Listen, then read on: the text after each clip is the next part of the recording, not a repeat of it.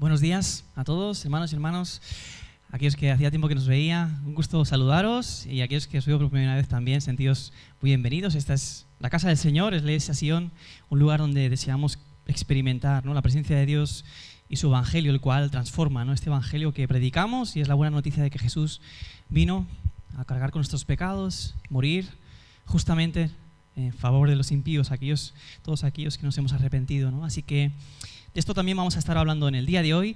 Y la semana pasada comenzamos un sermón llamado Sermón del Monte, que es uno de los mensajes, es el mensaje más extenso que tenemos acerca de Jesús, un mensaje que él predicó, perdón.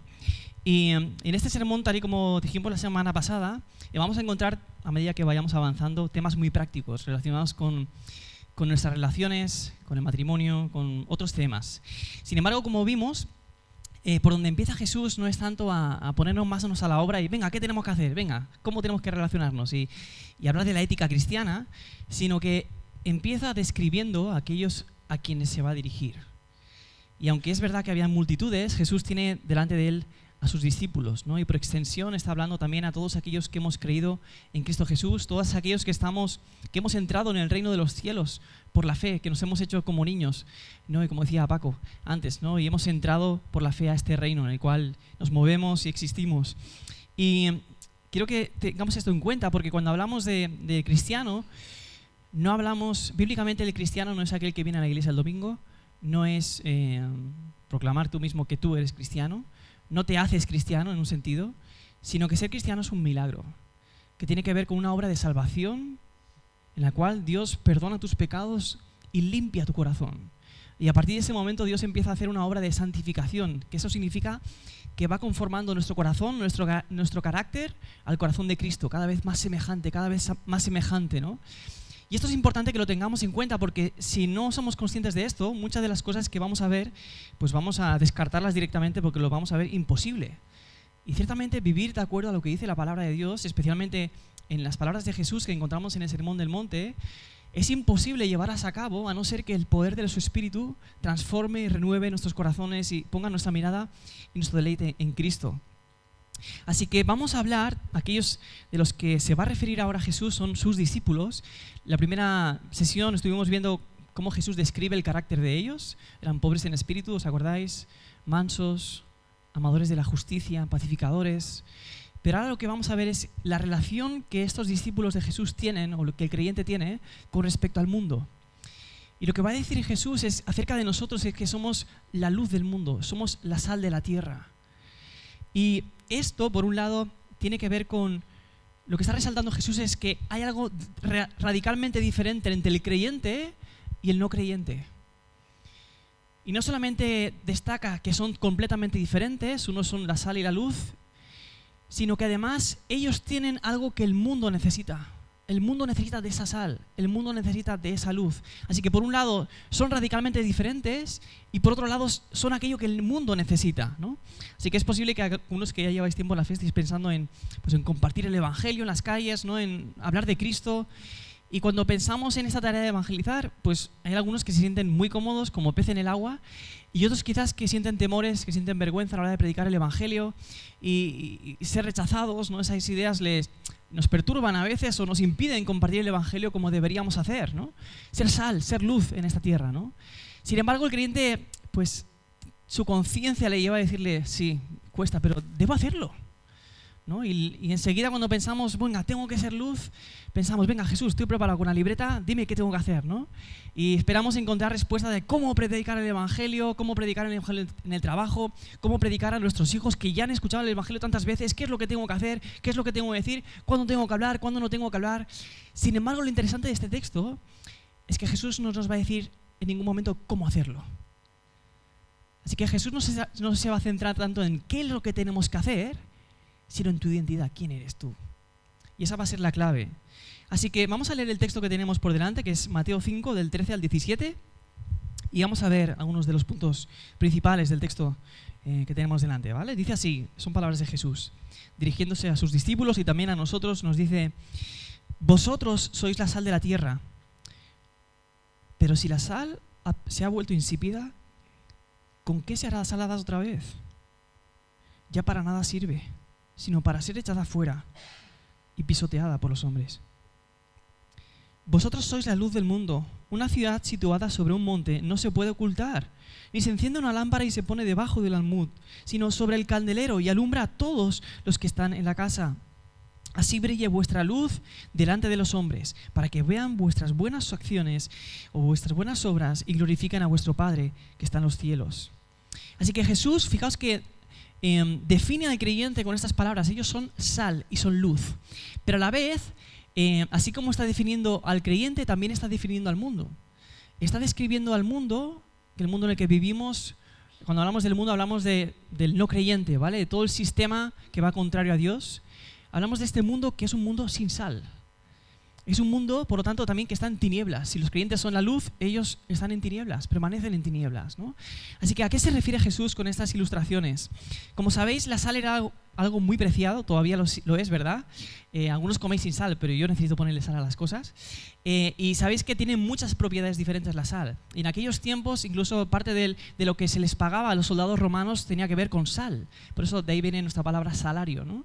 Entonces tenía muchas propiedades diferentes, pero todos los comentaristas destacan por lo menos dos, una en especial y alguna más, de las características de la sal que se pueden, que tienen que ver con lo que somos también con respecto al mundo.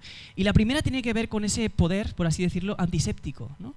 Antes no había neveras, como sabéis, y la manera de conservar los alimentos a fin de que se corrompieran con mucha velocidad, con mucha facilidad, con las temperaturas altas y los demás, la sal ayudaba a conservarlos, a evitar su putrefacción, ¿no? Que se corrompieran estos alimentos.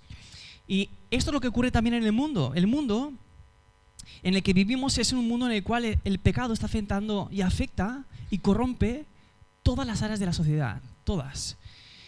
La justicia, la política, la familia, nuestras relaciones, las amistades, la ética, los valores, la conducta.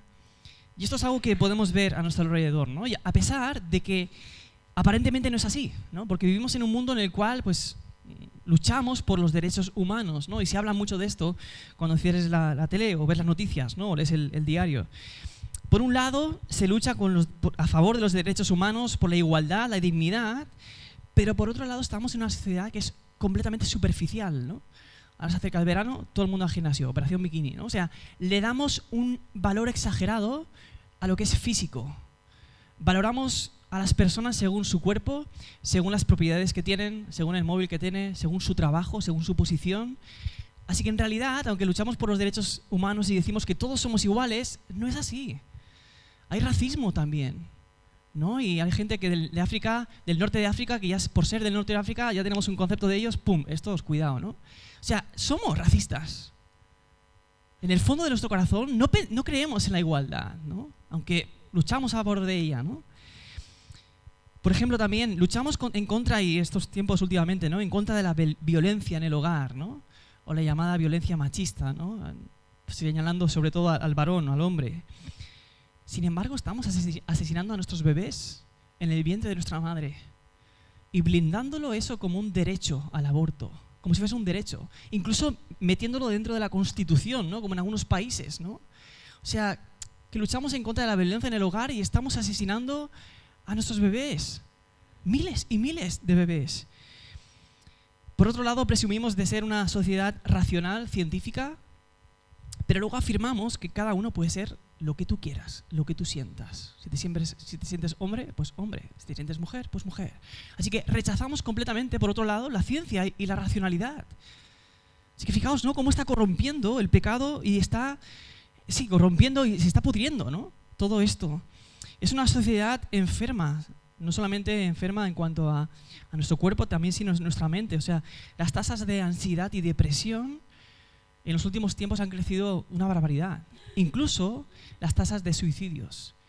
Cuando tú analizas los datos, las tasas de suicidios que hay, especialmente entre chavales de 10 a 17, 19 años, se han multiplicado en unas pocas décadas hasta un 75%, incluso en algunos rangos de edad, un 150% ha aumentado la tasa de suicidios en ciertos chavales.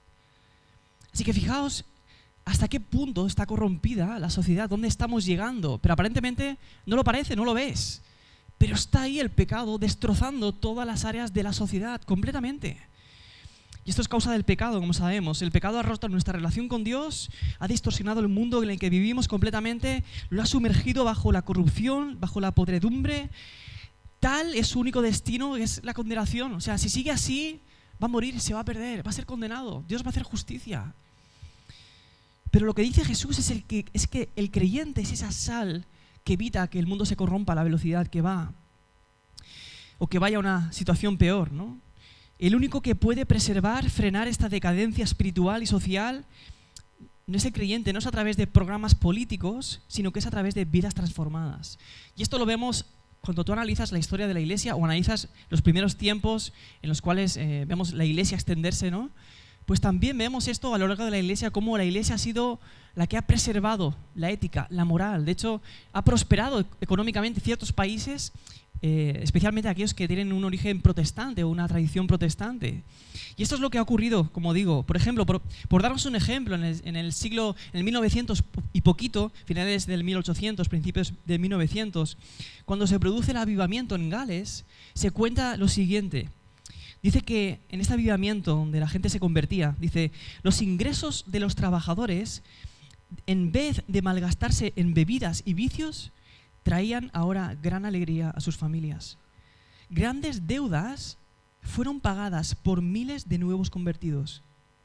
Hacer restitución fue la orden del día.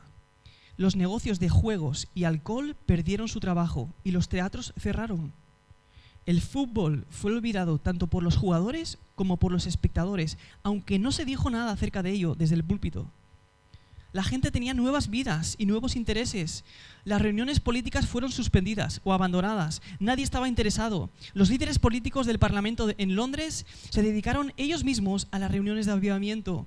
Las barreras denominacionales hechas por los hombres colapsaron completamente cuando creyentes y pastores adoraban juntos al Señor Jesucristo, a nuestro Señor Maestro, al Maestro, ¿no? Al glorioso.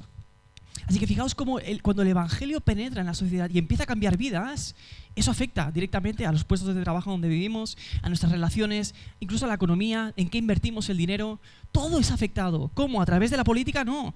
A través de vidas restauradas. Así que lo primero que tenemos que tener en cuenta es que el mundo es un mundo sin sal, un mundo que se corrompe a través de la temperatura del pecado, por así decirlo, y que la iglesia es la única que tiene el poder de evitar esa corrupción, de sanar. Por otro lado, la propiedad quizás más conocida por todos es la del sabor, ¿no? El aportar sabor a las comidas. Y lo que está diciendo Jesús es que el mundo es un mundo sin sal, sin sabor. Un mundo que ha perdido aquello para lo cual fue creado, que es Dios, ¿no? Es un mundo en el que nada llena, nada satisface completamente. Por ejemplo, es un mundo lleno de placeres, pero el placer es que te esclavizan, ¿no? Que te corrompen, te destrozan, ¿no? Como el tema de las drogas, por ejemplo, o el sexo o el alcohol. Disfrutas, pero destroza tu vida, tu salud, tu familia. Es un mundo, por ejemplo, también lleno de entretenimiento. Te puedes llenar de entretenimiento. Puedes abrir el móvil, descargarte todas las aplicaciones de redes sociales que existen, el TikTok, BeReal, no me los conozco todos, Instagram, Facebook, todo eso. Te va desde los problemas por un momento, pero luego siguen ahí, o sea, no te soluciona nada, ¿no? O tenemos miles de plataformas, ¿no? Para ver series, televisión, todo eso. Tienes todo lo que quieras a tu alcance para entretenerte, para divertirte, para tener un buen rato, satisfacerte momentáneamente, pero tus problemas siguen ahí, tu dolor sigue ahí, no sana, no te llena, no satisface nada de eso. Sin embargo, también en ese sentido el creyente es la sal de la tierra, porque acordaos que la semana pasada estuvimos viendo que todos aquellos que son pobres en espíritu, que tienen un sabor especial, son pobres en espíritu, son mansos, son personas que se afligen cada vez que ven el pecado en sus vidas y en la sociedad, personas que han recibido misericordia, personas que están sufriendo por causa de la justicia, personas que están siendo perseguidas por causa de Cristo. ¿Cómo son ellos? Bienaventurados. Tiene sal, tiene un sabor diferente. ¿Qué es esto? ¿Cómo puede ser que hayan lágrimas en sus vidas y tengan gozo? ¿Cómo puede ser que se expongan incluso a la persecución, a la oposición y tengan gozo? Como Juan y Pedro cuando salieron del concilio, ¿no? Cuando habían sido azotados, sentían gozo por haber sido tenidos por dignos de padecer afrenta por el Evangelio, por el reino de Dios. ¿Qué es esto que tienen ellos? ¿Cómo puede ser que se expongan? ¿Qué es eso? ¿Qué es ese sabor? Pues ese sabor es Cristo. Y me temo que muchas veces el sabor que desprendemos, esa religiosidad, esa iglesia cerrada, en la cual huele a muerto. No hay vida. Hay tradición, hay sentarse aquí, nos levantamos, nos agachamos cuando cantamos, cuando escuchamos la predicación, pero ¿cuánto sabor de Cristo hay? ¿Cuánto aroma de Él hay? ¿Cuánto de su vida se manifiesta? Podemos decir, sí, Cristo vive en mí, ¿no? Y no somos perfectos, obviamente, pero puedo mirar atrás y decir, Cristo ha hecho esto en mi vida, Cristo me ha liberado de esto, me ha sanado de aquello, está trabajando en mí en este momento con esto, con lo que estoy luchando ahora, ¿no? Pero el creyente es aquel que da sabor de Cristo, se puede percibir. Pablo lo habla en cuanto al aroma, ¿no? En 2 Corintios 2:15 dice, porque fragante aroma de Cristo somos para Dios entre los que se salvan y entre los que se pierden. Para unos, olor de muerte para muerte, y para otros, olor de vida para vida. Y para estas cosas, ¿quién está capacitado, no? Aquel que lleva el aroma de Cristo, ¿no? Recuerdo, estoy pensando en una persona que siempre, cuando estaba en casa de mis padres, siempre llegaba al ascensor, siempre que se subía ese señor, olía a colonia limpia, ¿no? Y tú quizás no lo habías visto, pero si se había subido antes que tú, había dejado el aroma, ¿no? Y entrabas y te recordaba a esa persona, ¿no? Es ese aroma el que desprendemos el aroma de Cristo, su carácter, su belleza, su santidad, en toda nuestra manera de vivir, como estuvimos viendo con Pedro. Digamos que lo que dice Pablo en este texto es que desprendemos ese aroma y para unos les causa vida, les lleva vida, les atrae. De hecho, una de las cosas que tiene la sal es que crea sed, te da sed. Tú tomas algo con sal, enseguida necesitas una botella de agua, un vaso de agua, ¿no? Crea sed. Esto es lo que ocurre, o debería ocurrir con el creyente. Ese aroma que desprende de Cristo debería crear sed de Dios, ¿no? ¿Qué tienes tú? ¿Por qué sientes gozo en medio de la aflicción, no? Desprendemos ese aroma, ese sabor a Cristo. Para unos les das vida, ¿no? Aquellos que se interesan más y llegan a reconocer a Cristo, tienen vida, han sido perdonados, viven la experiencia del perdón, de la misericordia de Dios, son transformadas sus vidas, el Espíritu Santo está en sus corazones, Cristo vive en ellos y siguen desprendiendo el aroma por otros lugares del mundo, ¿no?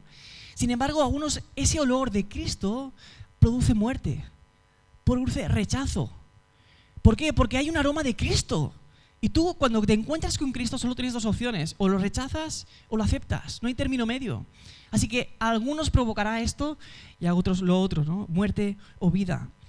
Y es que solamente como sal, en la medida que Cristo nos impacta y sacude nuestras vidas, solamente así podemos desprender ese sabor a Cristo. Y es interesante cuando Pablo aplica el sazonar con sal a la gracia. Hay una relación ahí entre la sal y la gracia. Dice Colosenses 4:6, que vuestra conversación sea siempre con gracia, sazonada como con sal, para que sepáis cómo debéis responder a cada persona, ¿no? O sea, que hay una relación también entre la sal, ese sabor diferente, ¿qué es? Es la gracia. O sea, tú lo que no vas a ver en el mundo es gracia. Vas a ver justicia, ojo por ojo, diente por diente, quizás misericordia también. Pero amar a tus enemigos y hacerles bien, eso no está en el mundo, ¿no? Así que parte de ese sabor tiene mucho que ver con la gracia que recibimos a través del Evangelio. Es lo que crea un impacto especial, ¿no? Cuentan de George Whitefield, uno de los contemporáneos de John Wesley, quizás conocéis más este nombre, en siglos pasados, ¿no? Cuentan que una persona solía escuchar regularmente a George Whitefield, uno de los predicadores más grandes, y dice que un día se encontró con un amigo suyo y este amigo le preguntó, dice, ¿por qué vas a escuchar a Whitefield si no eres cristiano? Si no crees lo que él cree. Y él dijo, porque él sí lo cree. O sea, para este no creyente, ¿era tan real Dios al escuchar a Whitefield? O sea, no tenía ninguna duda de que Dios era real para él. Creaba sed.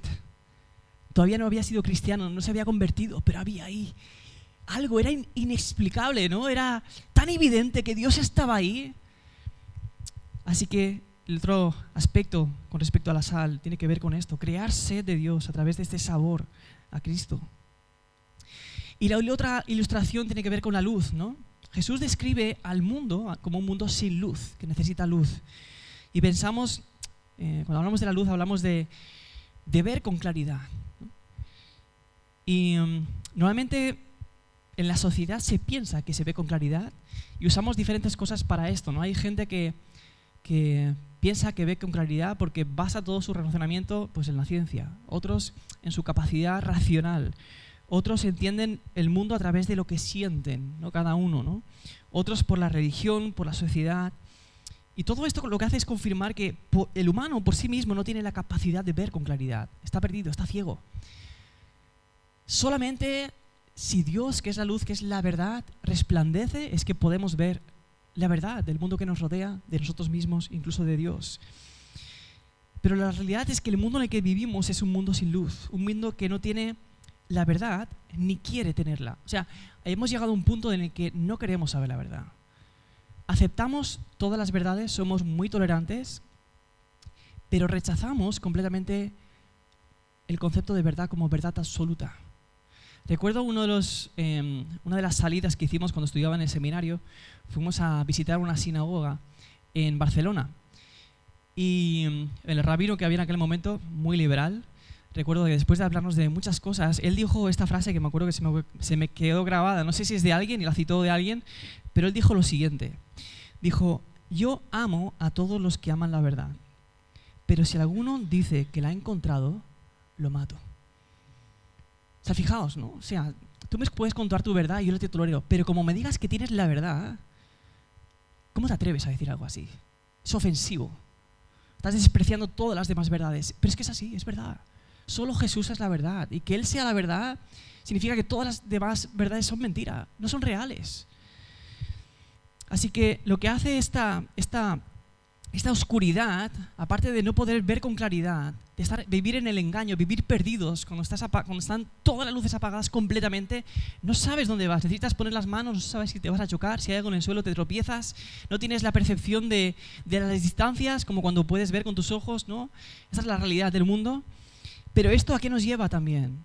Pues a vivir una vida sin Dios, contraria a Dios por completo. Así que estar en oscuridad también tiene que ver con el comportamiento, y así Pablo también habla de esto. Dice, por ejemplo, hablando a los hijos de Dios, aquellos que hemos creído en Cristo Jesús, dice, por tanto, no seáis partícipes con ellos, porque antes erais tinieblas, pero ahora sois luz en el Señor. Andad como hijos de luz, porque el fruto de la luz consiste en toda bondad, justicia y verdad, examinando qué es lo que agrada al Señor. Y no participéis en las obras estériles de las tinieblas, sino más bien desenmascaradlas. Porque es vergonzoso aún hablar de las cosas que ellos hacen en secreto.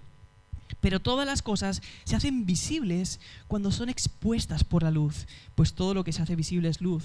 Así que el creyente tiene que ver, la obra del creyente, el estar al lado, en contacto con la sociedad, lo que hace también es impartir luz en aquellas áreas de pecado, ¿no?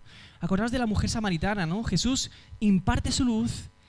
Y eso no hace que evite su pecado, sino Jesús la confronta con su pecado. Es la única manera de que ella sea restaurada, que sea sanada. Es la única manera de sacarla de las tinieblas, darle la oportunidad de arrepentirse para que conozca un Salvador.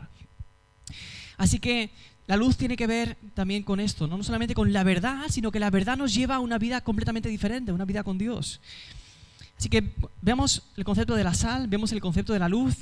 Tanto una como otra tienen que ver con... Se llevan a cabo estando en contacto con otras cosas, ¿no? Luego dice el texto, ¿no? Si una ciudad, la luz tiene que estar en un lugar alto para que ilumine, ¿no? Si tú escondes la luz no se ve, ¿no? O sea, tiene que estar en contacto. La sal igual, ¿no? Hay un libro, ¿no? Que se llama Fuera del salero, ¿no? Si la sal se queda en el pote y lo dejas ahí al lado de la comida, no va a afectar. Tienes que sacar la sal fuera del salero y que toque la carne para que afecte el sabor de la carne. Así también nosotros debemos estar en contacto, ¿no? Cuando Jesús ora en Juan 17 a su Padre, dice, no te ruego que los saques del mundo, ¿no? Ellos tienen que estar ahí en contacto con el mundo. Es la única manera de ser sal y de ser luz. La pregunta es, ¿cómo hacerlo? Y antes ya he mencionado esto, ¿no? Pero estamos en un mundo, en una sociedad acostumbrada a que me den 5 pasos para lograr los resultados que espero, ¿no? Y en YouTube puedes encontrar 5 tips, ahora está de moda esa palabra, ¿no? 5 consejos o 5 claves para hacer esto, ¿no? Número 1, haz esto. Número 2, 3, número 4, número 5. Y si haces esto, todo está resuelto. Vas a conseguir aquello que esperas, ¿no? Y a veces vemos estos textos y esperamos, vale, Jesús, pues dame 5 tips, dame 5 consejos. ¿Qué es lo que tengo que hacer? Sin embargo, Jesús no hace nada de esto. Jesús no nos da consejos para hacer luz. Y es interesante, ¿no? ¿Por qué? Porque Jesús no dice, tenéis que ser la luz del mundo. No dice, tenéis que ser la sal de la tierra. Jesús dice que somos. Vosotros sois la sal de la tierra, vosotros sois la luz del mundo. Y esto es interesante porque, de nuevo, ¿a quién está hablando Jesús? ¿Quiénes son la sal de la tierra? ¿Quiénes son la luz del mundo? Aquellos que están experimentando las bienaventuranzas. Aquellos que están esperando esas promesas, que esas promesas se cumplan. Aquellos que esperan tanto y que anhelan tanto esas promesas, que se regocijan. Regocijaos, porque vuestra recompensa es grande en los cielos, ¿no? Estaba diciéndolo. Así que son gente que tiene la eternidad delante, ¿no? Aunque viven con los pies en la tierra, tienen todo su anhelo en la eternidad. Son personas que pueden decir, como decía antes, que Cristo vive en mí, que han experimentado la gracia, el perdón de Dios, han transformado sus vidas. Así que solo aquellos que han tenido una experiencia real con Cristo son aquellos que están capacitados o que tienen ahora las propiedades, por así decirlo, como la sal, de ser luz, porque tienen la propiedad en mayúsculas, que es Cristo, el cual vive en ellos. Fijaos, ¿cuándo fue que Cristo dijo a Pedro, te haré pescador de hombres? Es un pasaje que se encuentra en Lucas 4 al 11, lo voy a leer. Y es muy interesante, porque es cuando Pedro tiene una experiencia de ver la gloria de Cristo, que Cristo le dice, vale, ahora te voy a hacer pescador de hombres. Fíjate lo que dice. Dice, cuando terminó de hablar, dijo a Simón, sal a la parte más profunda y echar vuestras redes para pescar. Respondiendo Simón dijo, Maestro, hemos estado trabajando toda la noche y no hemos pescado nada, pero porque tú lo pides, echaré las redes. Y cuando lo hicieron, encerraron una gran cantidad de peces, de modo que sus redes se rompían. Entonces hicieron señas a sus compañeros que estaban a la otra barca para que vinieran a ayudarlos. Y vinieron y llenaron ambas barcas, de tal manera que se hundían.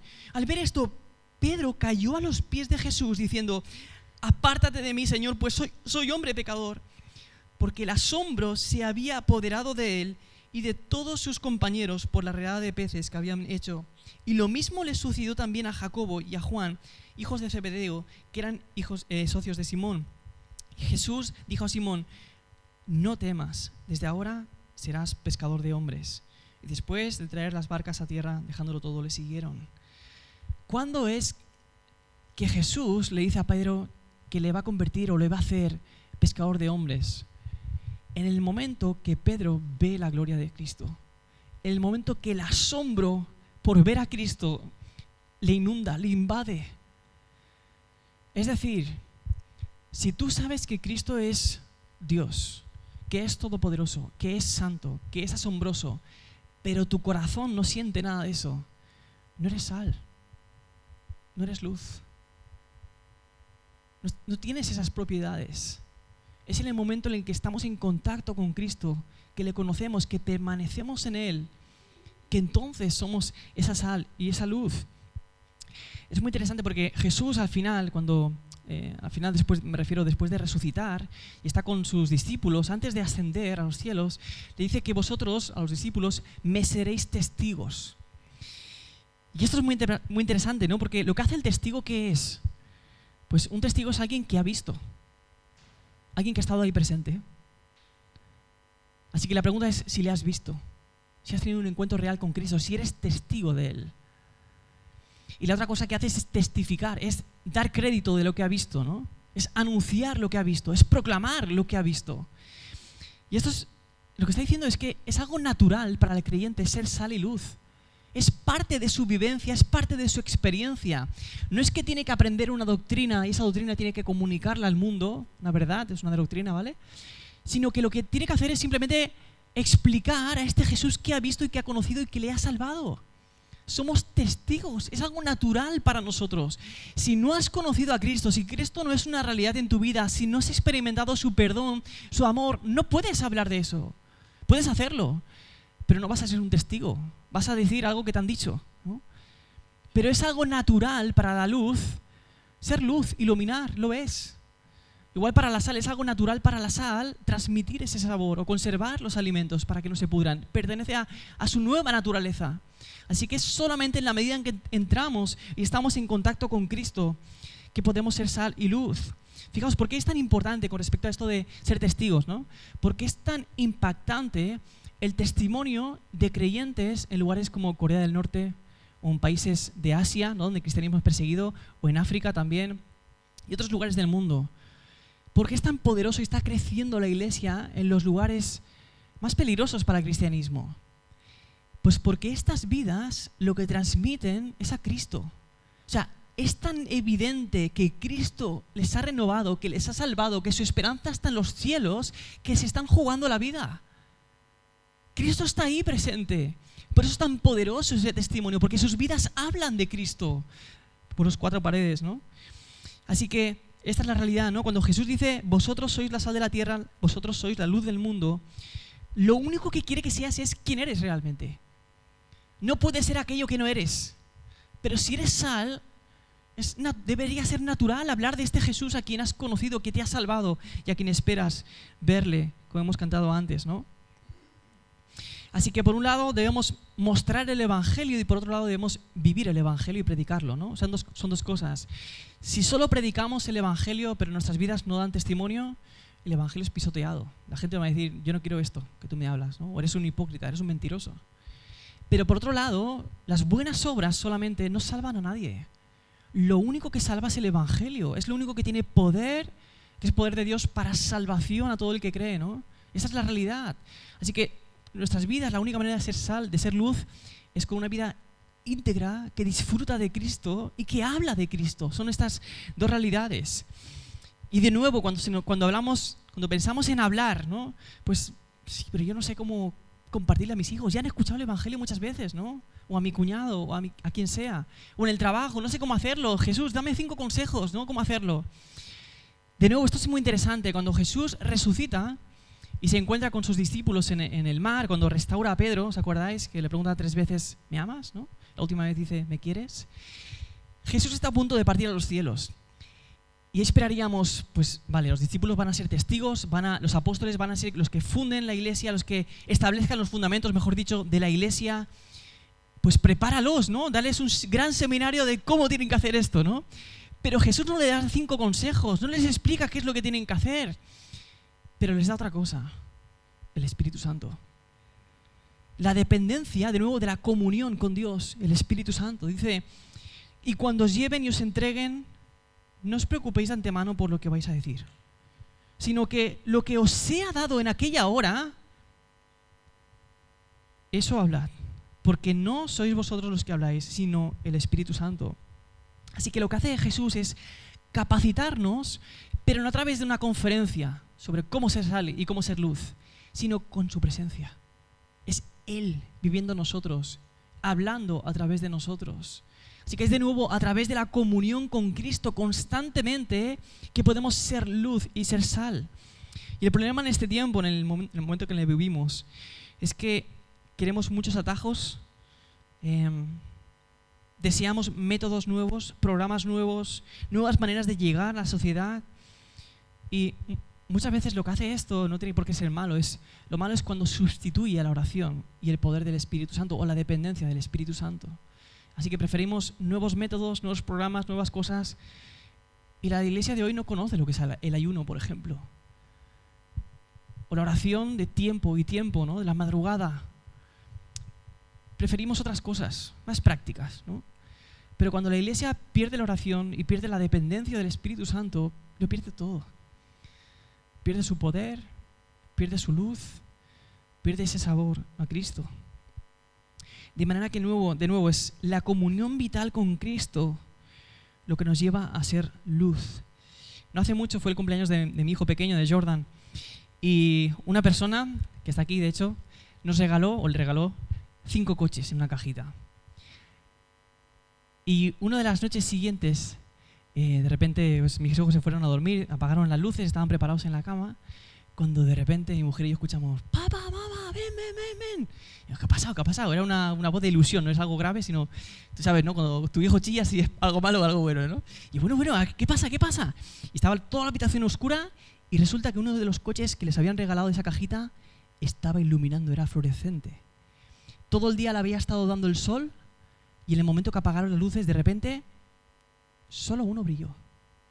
Porque solo uno tenía las propiedades como para recibir la luz y reflejarla.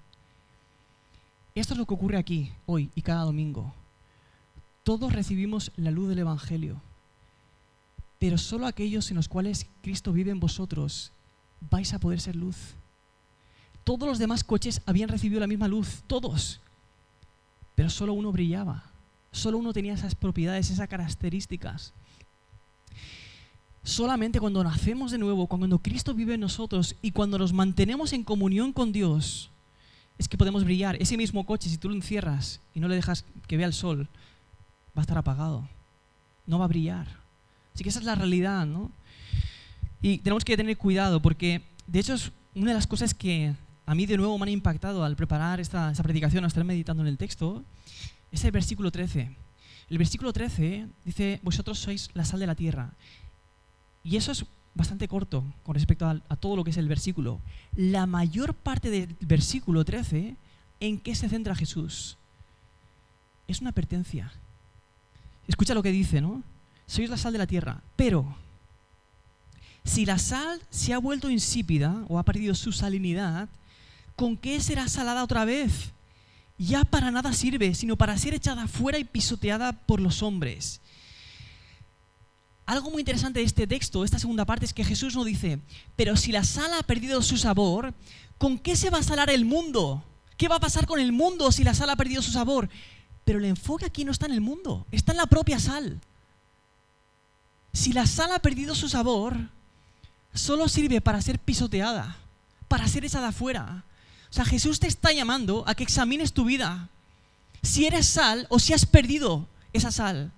Y la sal no pierde las propiedades, pero sí que muchos comentaristas y los expertos mencionan cómo en los alrededores del Mar Muerto, la sal que hay ahí tiene cloruro de sodio, pero también se le unen otras propiedades y otros elementos y hacen que se diluya la sal. Así que se sigue llamando sal, pero no tiene las propiedades de la sal. Deja de serlo, ¿no? Esto nos recuerda, por ejemplo, cuando Jesús habla de la parábola del sembrador, ¿no? Una cae entre rocas, ¿no? Otra fuera del camino, pero hay algunas que dice que reciben la palabra y crece, brota. Es como, hay vida, hay una conversión, ha conocido el Evangelio. Pero no, porque dice que sale el sol, las preocupaciones del mundo, los afanes del día a día, otras cosas, la persecución, y hacen que muera. Esto es lo que puede ocurrir que tú creas que eres sal. Porque quizás en algún momento te interesaste por Cristo, ¿no? Le seguiste y estuviste emocionado incluso. Sentías, ¿no?, que había algo nuevo en ti. Pero la pregunta es, ¿eso está presente hoy? Si no hay nada de eso, dice Jesús, solo sirve para ser pisoteado por los hombres, para ser echado fuera. Echado fuera, ser pisoteado, son dos términos bíblicos que se utilizan para hablar del juicio de Dios.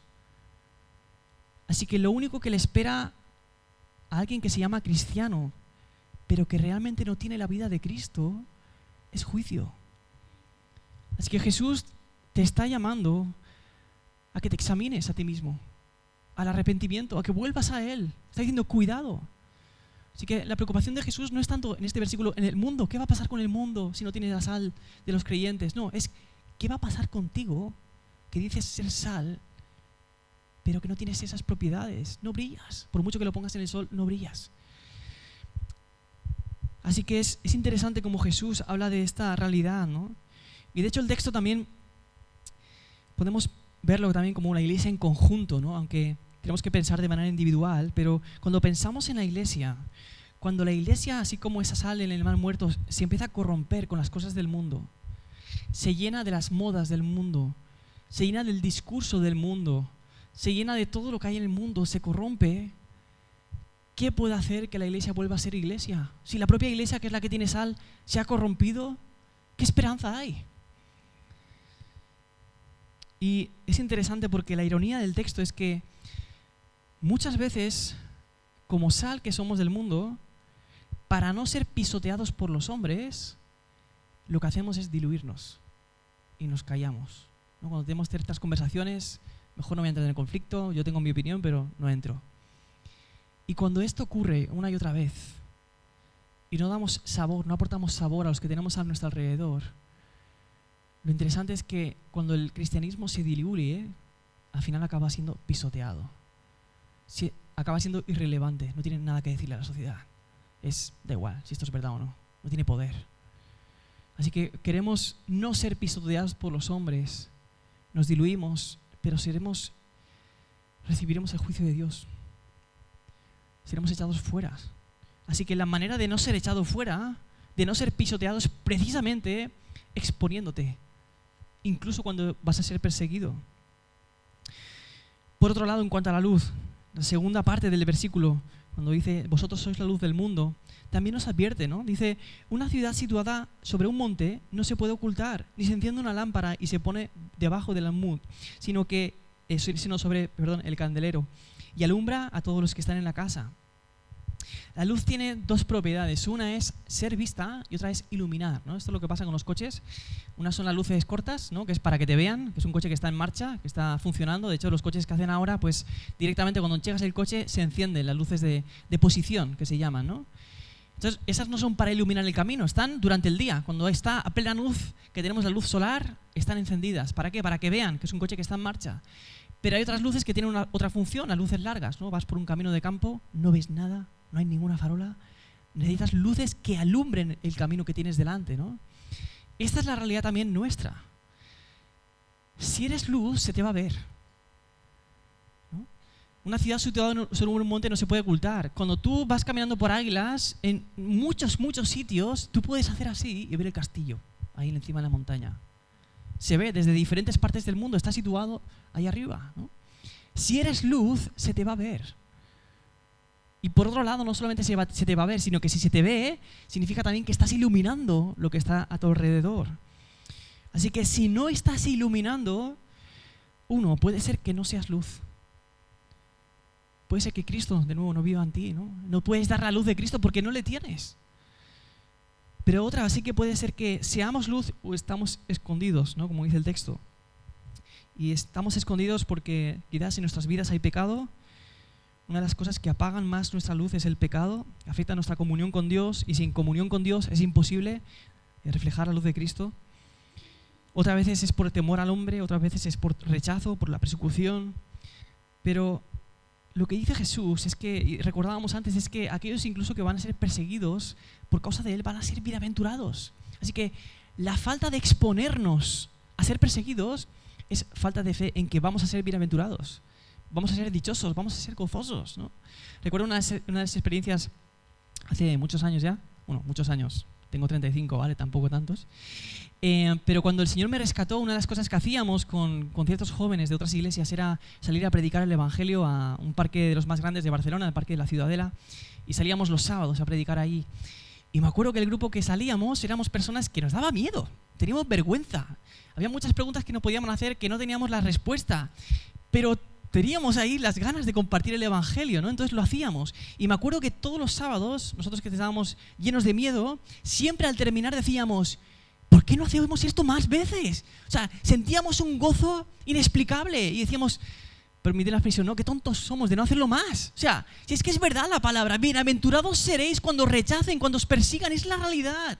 Uno cuando está compartiendo el Evangelio, incluso cuando es rechazado, siente el gozo de haber honrado al Señor, de haber expuesto a Cristo y el Evangelio. Así que la falta de hacer esto es falta de creer en sus promesas, ¿no? Y de creer que tenemos la comunión del Espíritu. Y si hacen una pregunta que no sabemos responder, ¿qué pasa? ¿Qué temor hay? Pues mira, voy a investigarlo, voy a dar unas vueltas y te responderé, ¿no? O sea, no tengamos miedo a estas cosas. La idea de Jesús, o lo que nos manda, es brillar, ¿no? Así brille vuestra luz delante de los hombres para que vean vuestras buenas acciones y glorifiquen a vuestro Padre que está en los cielos. Así que la idea no es que cada vez que hacemos una buena acción vamos a mirar a ver si hay alguien que me vean para hacerlo delante de los hombres. No, siempre estamos delante de los hombres, ¿no? O sea, excepto cuando estás solo en la intimidad, ¿no? Pero en tu casa está tu familia. En la calle siempre estás con personas. Aunque no estás con ellos, ellos te ven. En el trabajo estás con personas. Continuamente estamos rodeados de gente, de personas, de hombres, de mujeres. Y lo que se supone que vamos a hacer es brillar en todo momento. A solas y también delante de ellos. Sin embargo, como sabemos, muchas buenas acciones no llevan a glorificar a Dios. ¿Cuáles llevan a glorificar a Dios? Aquellos que tienen un sabor especial, como decíamos. Todo el mundo puede hacer una buena obra, pero ¿quién puede impartir gracia? ¿Quién puede amar a su enemigo? No solamente perdonarle, sino bendecirle, preocuparse por él, cuidarle. Aquellos que te han herido. Solamente eso refleja a Cristo, ¿no? O sea, es algo completamente diferente a lo que el mundo puede hacer como una buena acción simplemente, ¿no? Así que es en la medida que reflejamos la realidad del Evangelio puro, ¿no? Que esa misericordia que nos abruma, que viene de parte de Dios, ese perdón que viene de parte de Dios, esa santidad también que viene de parte de Dios, el cual nos está santificando, es que el mundo va a pensar en Dios y en alabarle, ¿no? En reaccionar. Y así que lo que tiene de especial, solo llevan a glorificar a Dios aquellas acciones que tienen un sabor especial, aquellas que llevan el sello de la gracia divina, ¿no? Y lo interesante es que Jesús acaba con unas palabras que se supone que para el creyente van a ser de mucho ánimo y estímulo, ¿no? ¿Qué es lo que necesitamos, ¿no? A veces para ser sal y luz y los temores que tenemos, pues necesitamos un ánimo, un estímulo que nos lleve a hacer eso, no solamente como verlo como un deber cristiano, sino como algo que deseamos hacer, que queremos hacer, ¿no? Y Jesús dice que así brille vuestra luz delante de los hombres, dice, para que glorifiquen a vuestro Padre que está en los cielos. Así que lo que se supone que el creyente va a decir cuando escucha estas palabras es que responda diciendo: sí, eso es exactamente lo que yo quiero, que mi Padre sea glorificado, así que voy a hacerlo, ¿no? Es decir, cuando tú sabes que todas las cosas son para la gloria de Dios, pero tú no amas que Dios sea glorificado, ser sal y luz va a ser un coste para ti, ¿no? O sea, va a ser algo aburrido, algo que te va a costar, una carga. Pero cuando tu deseo, el deseo de tu corazón es que tu Padre sea glorificado, entonces va a salir de manera natural, va a ser lo que tú quieres. Lo que tú quieres es que Él sea glorificado, ¿no? Así que sale.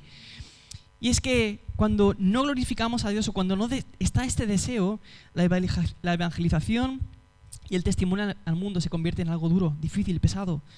Se convierte en un deber. Pero solamente cuando miramos al Evangelio es que esto puede salir de manera natural y tenemos el impulso que necesitamos. Porque fijaos, cuando eres consciente que el Dios de la gloria se encarnó y vino para ser sal en este mundo, sin pecado, sin corrupción, vino para santificarte a ti, para darte de esa sal, de ese sabor, para presentarte santo, limpio, con vestiduras blancas delante de Dios. Solamente cuando eres consciente de que Cristo en la cruz, permíteme la expresión, se llenó de corrupción y podredumbre. Él fue hecho maldición, fue hecho pecado. O sea, aquello que preserva, que es puro, que no se puede contaminar, estaba cargando el pecado de toda la corrupción, de toda la maldad, a fin de librarte a ti de eso. Solamente cuando eres consciente que Jesús, la luz del mundo, la verdad, experimentó en la cruz las tinieblas más densas, la oscuridad más profunda, la agonía de la separación con el Padre. ¿Para qué? No solamente para restaurar tu relación con Dios, sino para cambiar tu relación con Dios, para llevarte a una nueva dimensión, porque Dios no solamente nos lleva a Dios, nos lleva a nuestro Padre. O sea, la luz del mundo se convirtió, se hizo oscuridad en ese momento. Todo se cubrió de oscuridad. ¿A fin de qué? De que pudieras llamar a Dios Padre. Eres su hijo. Eres amado como hijo suyo.